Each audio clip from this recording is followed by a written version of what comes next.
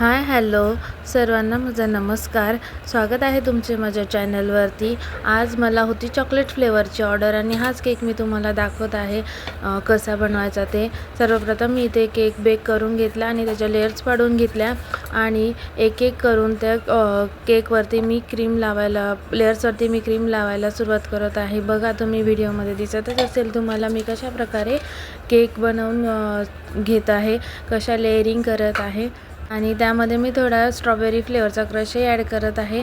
या chocolate strawberry फ्लेवरच्या cake एकदम छान लागतो टेस्टला, त्यामुळे माझ्या ह्या केकच्या ऑर्डर जास्त असतात आणि जास्त कस्टमरला हा केक आवडतो।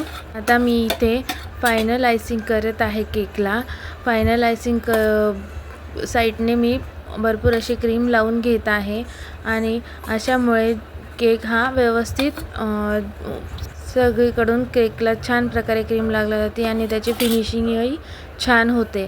आणि टॉप लेयरलाही मी आता क्रीम लावत आहे आणि पूर्ण केकला क्रीम हे करून पॅलेट नाईफने सगळं असं फिरवून घेत आहे, जेणेकरून सर्व ठिकाणी केकला क्रीम लागेल आणि एकसारखा दिसेल। अशा प्रकारे मी त्याची फायनल आयसिंग करून घेत आहे। पॅलेट नाईफने मी सगळीकडून केकला क्रीम लावून घेऊन मी स्क्रॅपरच्या साहाय्याने इथे केक व्यवस्थित करून घेत आहे, जेणेकरून एक्स्ट्राची जी क्रीम लागलेली असेल ती केकवरतून निघून जाईल आणि फायनल फिनिशिंग त्याला दिसेल।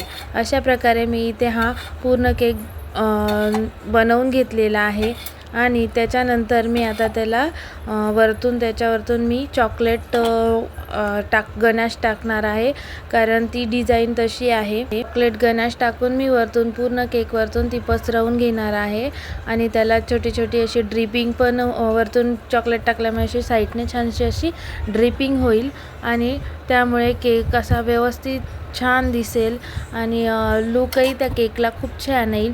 या केकवरती मी नोझेलने काही फुल हे काढून घेणार आहे, डिझाईन काढून घेणार आहे आणि ती डिझाईन असा माझ्या केकचा असा फायनल लुक दिसणार आहे।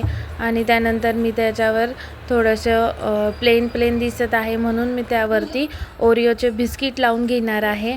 बघा तर आता मी ओरिओचे बिस्किट लावते आहे एक एक करून आणि त्यानंतर बघा तुम्ही कसा तो माझा केक व्यवस्थित दिसतो। केक आवडला असल्यास लाईक आणि सबस्क्राईब करायला विसरू नका।